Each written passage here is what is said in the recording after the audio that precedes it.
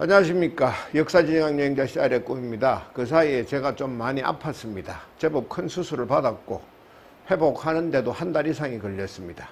지금도 컨디션이 완전하진 않습니다. 수술 부위에 통증도 있고 특히 목소리가 잘 나오지 않습니다. 그렇지만 요양을 핑계로 아무것도 하지 않고 그냥 세월만 보내서는 안 되겠다는 생각에 다시 이렇게 카메라 앞에 섰습니다. 수술과 요양기간 동안에 저의 몸과 마음에 빠른 쾌유를 기원해 주신 CR의 꿈의 모든 구독자 여러분들께 다시 한번 진심으로 감사드립니다. 아주 유명한 시 한 편을 낭송하면서 오늘 이야기를 시작하겠습니다. 한 송이 국화꽃을 피우기 위해 봄부터 소쩍새는 그렇게 울었나 보다. 한 송이 국화꽃을 피우기 위해 천둥은 먹구름 속에서 또 그렇게 울었나 보다. 그립고 아쉬움에 가슴 조이던 먼 젊음의 뒤안길에서 이제는 돌아와 거울 앞에 선 내 누님같이 생긴 꽃이여.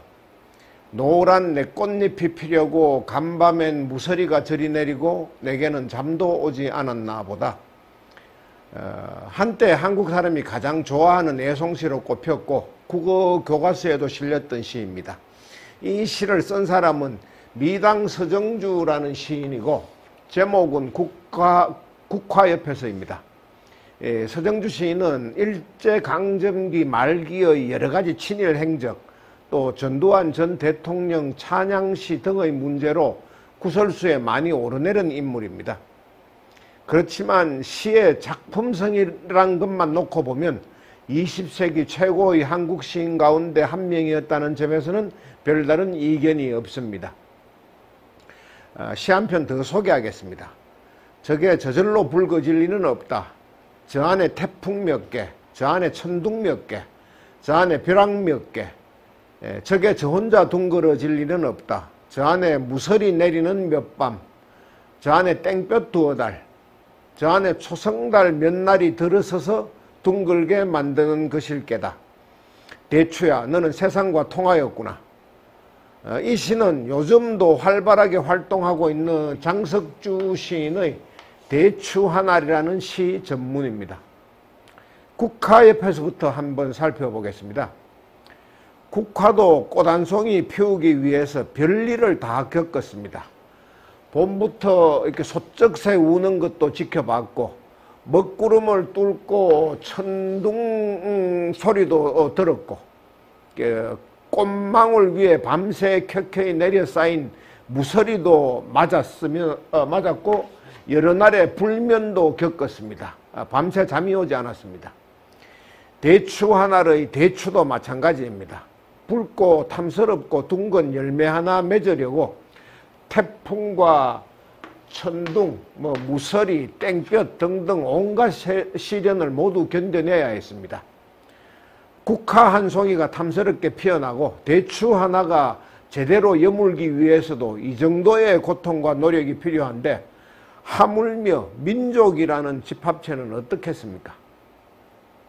대추나 국화도 제대로 결실을 맺는 것보다는 가뭄이나 폭우, 또 된설이, 찬설이 등으로 인해서 속절없이 져버리는 것이 훨씬 많습니다. 민족도 마찬가지입니다. 강대한 민족, 강성한 민족, 혹은 문화적으로 참 아름다운 민족이라는 영예를 얻는 경우는 아주 희귀합니다. 문화 인류학자마다 민족을 구분하는 기준이 약간씩 다릅니다.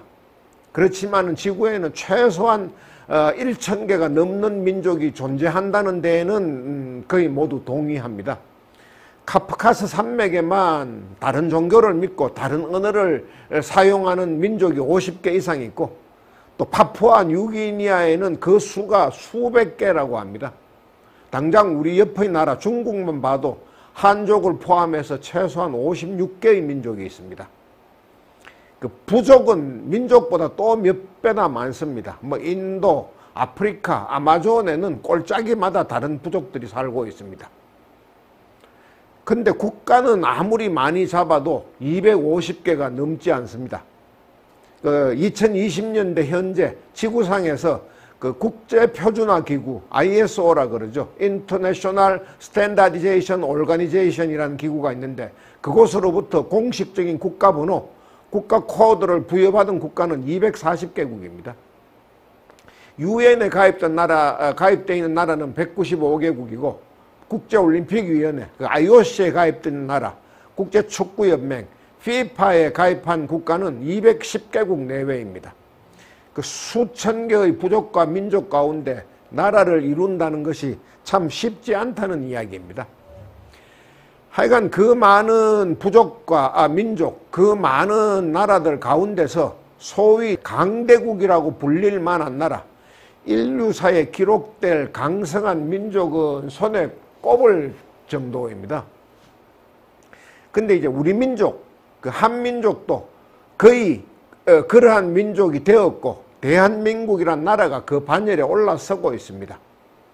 만약 이제 세계사에 큰 족적을 남긴 민족에게 민족 그 명예의 전당이라는 그런 제도가 있다면은 우리 민족 또 이제 그곳에 이름을 올려놓기 직전의 단계에 와 있다는 게 제 생각입니다. 어림잡아 5,000년 전 만주와 한반도의 틀을 잡았던 우리 민족도 국하와 대추처럼 그동안 숱한 고난을 겪었습니다. 한나라, 수나라, 당나라, 원나라 등의 침략은 너무 오래전의 일이니까 일단 접어두겠습니다. 그렇지만 지난 500여 년 동안 벌어졌던 일만 따져도 그 고통이 이루 헤아릴 수가 없습니다. 임진왜란, 또 병자호란 등으로 산하가 짓밟혔고 청일전쟁, 러일전쟁 때는 남의 나라들이 우리 땅에 들어와서 전쟁을 벌였습니다. 그 와중에 조선인들의 인명피해도 엄청났습니다. 총알하고 포탄은 국적을 가리지 않습니다. 하여간 그때 그 자신들의 권력 유지를 위해서 툭하면 무속에 기대거나 외국군에게 도움을 청했던 그 고종과 명성황후로 인해서 또 그들을 둘러싸고 있던 친일파 등 간신 몰입애들로 인해서 500년을 이어왔던 조선왕조는 힘 한 번 못 써보고 나라를 일본에게 빼앗겨버렸습니다. 2차 대전 후에도 고난은 이어졌습니다. 세계대전, 태평양 전쟁을 일으킨 나라는 따로 있는데 우리는 피해자일 뿐인데 난데없이 우리가 분단을 맞아야 됐습니다. 엎친 데 덮친 격으로 곧이어 한국전쟁도 터졌습니다. 그로 인한 상처와 분열은 아직까지도 우리에게 큰 고통을 안겨주고 있습니다. 수많은 이산가족들입니다. 하여간 그 모든 것들이 우리 민족에게는 엄청난 천둥과 번개였고 무서리였고 숨쉬기조차 어려운 땡볕이었습니다.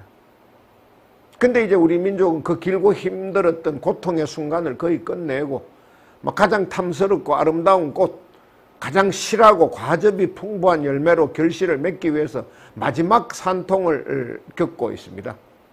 우선 최근 당장에는 또 한 번 짙은 먹구름이 드리운 상황이라고 저는 봅니다.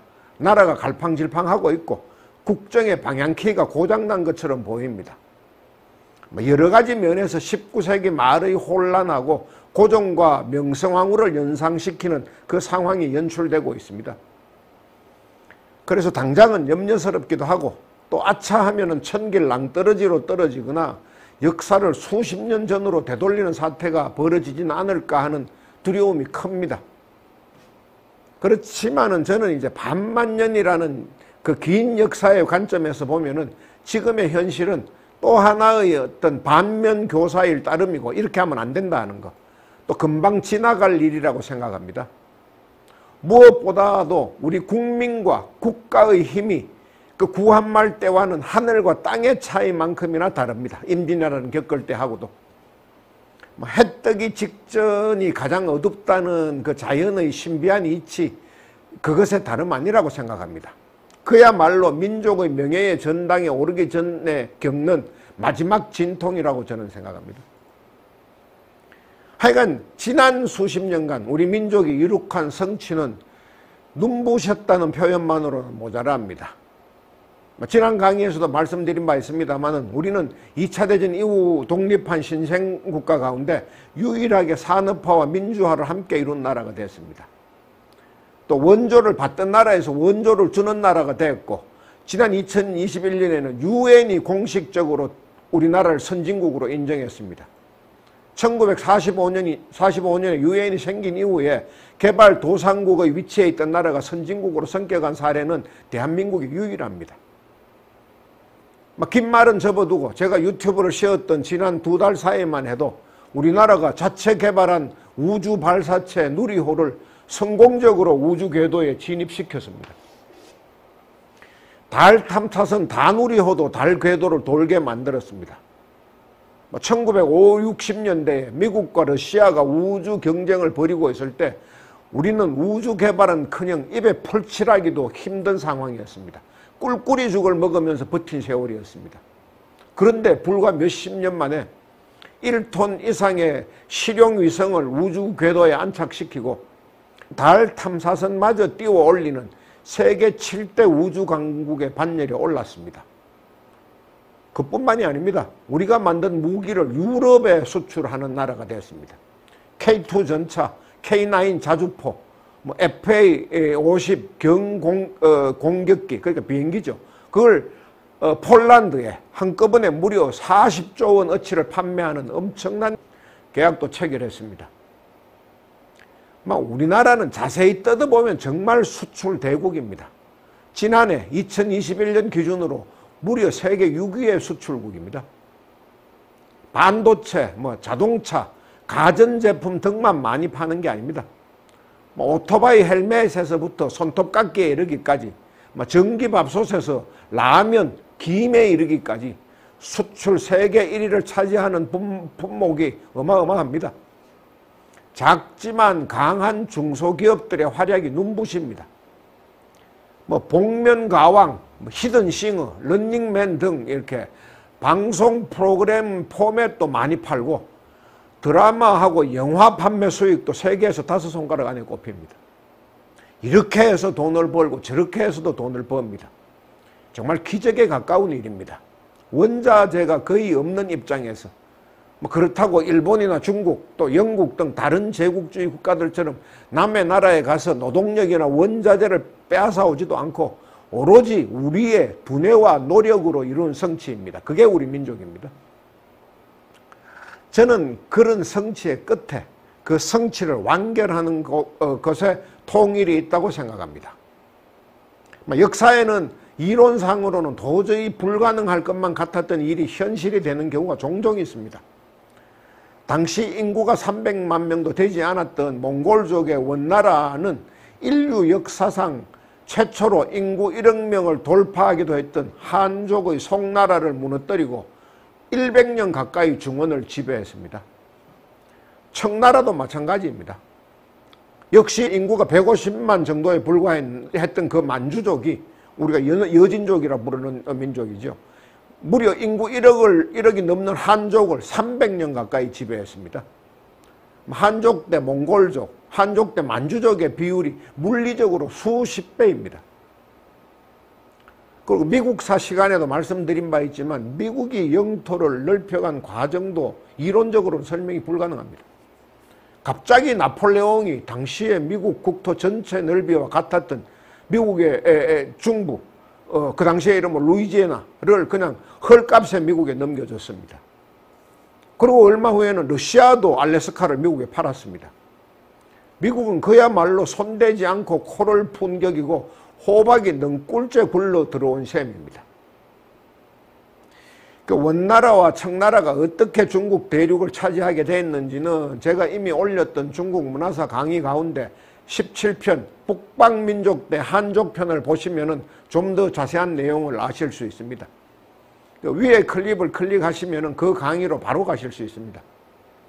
또 미국이 어떻게 지금의 중부 지역 땅을 차지했고 어떻게 알래스카를 구입하게 됐는지 등은 그 유튜브 검색창에 CR의 꿈, 미국 이야기라고 검색하시면은 그 2편, 끝없이 넓어진 땅덩어리 편이 있습니다.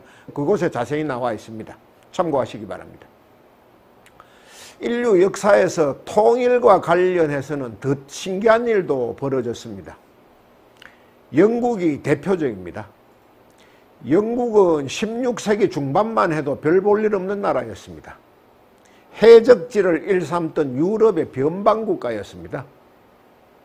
한때는 국가 예산의 절반을 해적지란 수입으로 충당할 정도였습니다. 신분이 영국 국왕인데 그럼에도 불구하고 춥고 척박한 영국 땅에서 살기 싫다면서 자신의 영지가 있던 프랑스에서만 살았던 영국 왕도 있습니다. 또 영어를 하지 못하는 영국 왕도 종종 있었습니다. 그 정도로 별 볼 일 없는 나라였습니다. 17세기에 카리브해와 북아메리카 식민지를 개척하면서 셈이 좀 펴지기는 했습니다만 영국이 대영 제국이라는 석양에 해가 지지 않는 나라를 건설한 것은 1707년에 갑자기 다가온 스코틀랜드와의 통합 이후부터입니다. 영토와 지리라는 측면에서 보면은 잉글랜드하고 스코틀랜드가 그레이트 브리튼 섬이라는 것으로 통일된 것이고, 민족적 측면에서 보면은 앵글로 색슨족과 켈트족이 통합된 겁니다. 하여간 그때부터 영국의 국력이 갑자기 몇 배나 커져 버렸습니다. 게다가 얼마 지나지 않아서 영국에서 산업혁명이 일어났습니다. 그때 전기기관차를 만들었던 제임스 와트도 스코틀랜드 사람이었고, 산업혁명과 자본주의의 이론적 바탕인 국부론을 쓴 아담 스미스도 스코틀랜드 사람이었습니다. 전기기관의 주요 연료인 석탄을 바다에서 처음 채굴한 사람들도 스코틀랜드 사람이었습니다. 스코틀랜드 사람들의 지적 능력은 오늘날까지도 정평이 나 있습니다. 결국 스코틀랜드는 영국의 산업혁명의 성공에 결정적인 역할을 한 셈이고, 영국은 통일로 인해서 졸지에 세계에서 가장 부강한 나라가 되었습니다. 그때 스코틀랜드가 갑자기 영국과 통합을 해야만 했던 이유도 좀 황당합니다. 그 당시에 스코틀랜드는 스페인이나 포르투갈, 프랑스 등 유럽의 다른 제국주의 국가들처럼 자신들도 중남미 지역의 식민지를 개척하고 싶어 했습니다.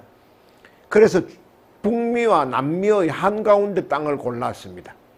지금의 콜롬비아와 파나마 사이에 있는 다리엔 갭이라는 곳을 개척하기로 결심했습니다. 그곳이 그나마 임자 없는 땅이었기 때문입니다. 그런데 그곳이 임자가 없었던 데는 다 이유가 있었습니다. 다른 나라들이 개척하지 않은 것이 아니라 개척할 수 없었기 때문에 그냥 내버려 뒀던 땅입니다. 80km도 더 되는 길이의 늪지대 정글에는 모기, 뱀 등 해충들만 득식을 거렸습니다. 그 스코틀랜드는 개척을 시작한 이후 조금만 더 하면 되겠지, 조금만 더 하면 되겠지 하는 생각으로 있는 돈 없는 돈을 다 퍼부었습니다. 그러다 결국은 개발에 실패했습니다. 국가 부채만 잔뜩 늘어났습니다. 스코틀랜드는 거의 거지가 된 상황에서 영국에 백기투항을 했습니다. 그 알고 보면은 스코틀랜드가 개척했던 다리엔 갭 지역은 지금의 기술로도 개발이 힘든 곳입니다. 남북 아메리카를 연결하는 도로인 전장 48,000km, 전 세계에서 가장 긴 도로인 팬 아메리카 하이웨이가 유일하게 끊겨 있는 구간이 바로 그곳입니다. 하여간 그때의 스코틀랜드는 쓸모없는 무기인 핵무기 개발에 모든 국력을 쏟아붓고 탈진 상태가 되어버린 지금의 북한과 비슷합니다. 그런 면에서는 우리도 의외로 빨리 갑작스럽게 통일을 맞을 수 있다 하는 희망 섞인 생각을 하게 만듭니다. 그러니까 1871년의 제1차 독일 통일도 마찬가지입니다. 당시 독일은 역사상 최초의 세계대전으로 불리는 17세기 초반의 30년 전쟁 이후에 수십 개의 나라로 쪼개져 있던 상태였습니다. 이름은 신성 로마 제국이었지만은 신성도 없고 제국은 더구나 아니었습니다. 그런데 관세동맹 등의 그 경제적 통합하고 비스마르크 등 현명한 지도자의 노력으로 갑자기 통일이 됐고 일약 유럽을 제패하는 강대국으로 급부상했습니다. 독일의 통일이 1, 2차 세계대전으로 이어지는 부작용을 낳기는 했습니다만은 어쨌든 독일은 통일로 인해서 급작스럽게 세계 최강대국의 반열에 올랐습니다. 그런 의미에서 통일은 참 이상한 마력을 갖고 있습니다. 엄청난 시너지 효과를 발휘합니다. 영국도 그랬고 독일도 그랬고 전국시대 후의 일본 또 진시황에 의한 그 춘추 전국시대의 종식 뒤에 중국이 갑자기 커진 것 등등을 보면은 통일이 되면은 그런 시너지 효과가 발휘된다는 사실을 알 수 있습니다. 단순히 통일한 만큼의 인구와 영토만 늘어나는 게 아니고 화산이 폭발하듯이 숨어있던 잠재력이 몇 배의 힘으로 튀어나옵니다. 이 대목에서 다시 시 한 편을 말씀드리고 싶습니다. 그 노산 이은상 시인이 지은 고지가 바로 적인데라는 시입니다. 고지가 바로 적인데. 고난의 운명을 지고 역사의 능선을 타고 이 밤도 허우적거리며 가야만 하는 결례가 있다. 고지가 바로 적인데 예서 말 수는 없다. 넘어지고 깨어지고라도 한 조각 심장만 남거들랑 부둥켜 안고 가야만 하는 결례가 있다. 새는 날 피 속에 웃는 모습 다시 한번 보고 싶다. 우리 민족도 이제 고지에 거의 다 와갑니다. 조금만 더 힘을 내면 좋겠습니다. 다른 나라, 다른 민족이 할 수 있었다면 우리도 할 수 있습니다. 이렇게 이제 말씀드리면은 김정은 독재 정권은 꿈쩍도 않는데 우리만 용을 쓴다고 통일이 되냐? 순진한 생각 좀 그만하라 하고 나무라는 분들도 계실 것입니다. 그런 말씀을 하시는 분들의 심정은 이해가 됩니다. 그 김씨 3대 세습 왕조가 우리 민족에게 끼친 피해가 너무 크기 때문입니다. 그렇지만 그것도 우리의 운명입니다. 김정은 정권이 지금의 대화 상대인 게 현실이고 그마저도 우리가 풀어야 할 마지막 숙제라고 생각합니다. 그들을 이제 얼르고 달래고 대화의 테이블로 끌어내면서 자꾸 민족적 동질감 또 내적 친밀감을 키워가야 합니다. 도대체가 현재로서는 어쩔 방법이 없는 것을 자꾸 그들과 상대할 수 없다. 그들과 맞서 싸워야 한다. 이렇게만 하면은 통일과 대화를 하지 말자는 것밖에 안 됩니다. 그렇게 되면은 정말 우려되는 것이 진짜 통일의 기회가 왔을 때 그 김정은 정권이, 북한 정권이 중국 측에 붙어버리면 어떻게 하나 하는 겁니다. 그 베트남의 호치민이 갈파한 것처럼 중국은 한번 들어갔다 하면은 천년을 버티는 나라입니다. 주변의 모든 소수민족계를 진공청소기처럼 빨아들이는 게 중국입니다. 그런 중국이 북한을 빨아들여 버리면 그때는 땅을 치고 후회해도 늦고 우리는 최소한 아주 오랜 기간 수백 년씩이나 통일의 기회를 놓쳐버릴 수도 있습니다. 근데 이제 남북 통일 문제와 관련해서 더 실망스러운 태도를 보이는 사람들이 있습니다. 앞뒤 없이 무조건 통일은 불가능한 일이다 이렇게 치부해버리는 사람들입니다. 우리 민족은 안 돼. 통일을 하면 더 나빠져 하면서 냉소적이고 자학적인 의견을 퍼뜨리는 사람들입니다. 그 사람들은 어떤 사람들이냐? 전 세계가 우리에게 선진국이라고 이야기를 해도 우리가 무슨 선진국이야 하면서 김을 빼고 초를 치는 사람들하고 같은 사람들입니다. 저는 그런 사람들이 언제부터 그렇게 냉소적인 사고를 갖게 됐는지, 왜 그런 태도를 고수하고 있는지 나름대로 그 이유를 알고 있습니다. 그 부분은 다음 시간에 말씀드리겠습니다. 한음절 단어로 그려보는 우리 민족의 자화상, 이번 회에는 장자를 제시합니다. 장, 된장, 간장, 고추장 할 때 그 장입니다. 한민족의 입맛을 좌우하는 우리 민족의 유전자에 새겨진 음식, 그 장입니다. 그 문화인류학자들은 같은 민족을 분류할 때 가장 우선적으로 사용하는 기준이 언어입니다. 태어나면서부터 같은 말을 썼던 사람, 일부러 공부해서 아는 것이 아니고 자기도 모르는 사이에 어느새 그 말을 쓰고 있는 사람들을 같은 민족이라고 분류합니다. 근데 저는 민족의 분류 기준에서 언어보다 우선해야 될 것이 있다고 생각합니다. 음식입니다. 음식이야말로 유전자에 새겨진 민족 정명서라고 생각합니다. 말은 타국에 살다 보면은 이제 특별한 환경, 특별한 교육이 아니면 3대를 이어가기 어렵습니다. 물론 이제 유대인들 같은 아주 특별한 예외도 있습니다만 하여간 언어는 환경에 따라서 잊혀지기가 참 쉽습니다. 그런데 입맛은 다릅니다.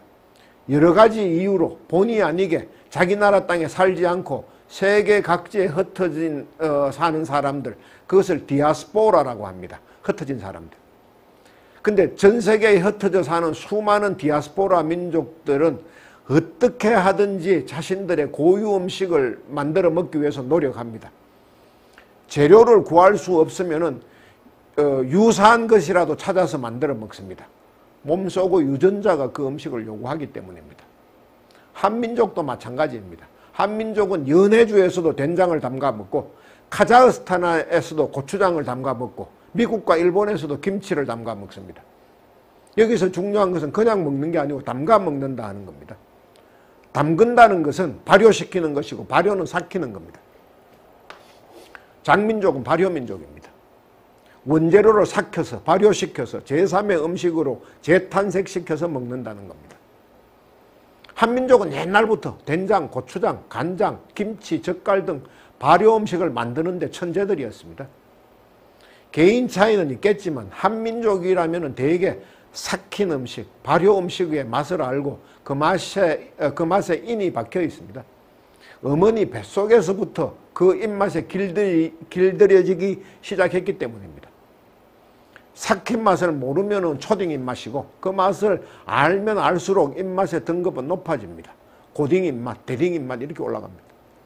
홍어와 과메기, 가자미, 식혜 등은 한민족 외에는 아무나 먹을 수 있는 음식이 아닙니다. 장 담그는 것도 처음에는 콩에서 출발했습니다. 그 한음절 민족사 1편 콩민족에서 말씀드렸던 것처럼 콩은 우리 민족의 최초의 주식이었습니다. 콩을 여러 가지 형태로 조리하고 가공하다가 어느 날 발효시키는 법, 메주 담그는 법을 알게 됐고 그것이 이제 간장과 고추장으로 연결됐습니다. 그리고 그 방법과 기술이 축적돼서 온갖 종류의 김치와 젓갈 등 아주 다양하고 풍성한 발효식품들을 만들게 됐습니다. 술민족이기도 한 우리의 전통주들도 전부 발효주입니다. 하여간 한민족이 얼마나 장류를 좋아하고 잘 담갔는지 2000년 전의 중국의 역사서인 삼국지 위서동의전에도 기록이 나옵니다. 고구려 사람들은 집집마다 장을 담가서 보관한다 이렇게 기록되어 있습니다. 그것을 선장양이라고 했습니다. 장에 대한 기록은 삼국사기에도 있습니다. 신라 신문왕은 자신의 혼수품으로 처가에 그 왕비가 될 집안에 쌀, 술 등과 함께 메주도 보내고 장도 보내고 젓갈도 보내고 그렇게 기록되어 있습니다. 하여간 우리 민족은 장민족이고 발효민족입니다. 음식도 삭혀서 먹고 국은도 삭혀서 발효시키고 지금이 이제 발효됐을 때입니다. 통일마저 곰 삭혔다가 가장 좋은 날 가장 좋은 시에 하는 민족입니다. 오늘은 여기까지 하겠습니다. 감사합니다.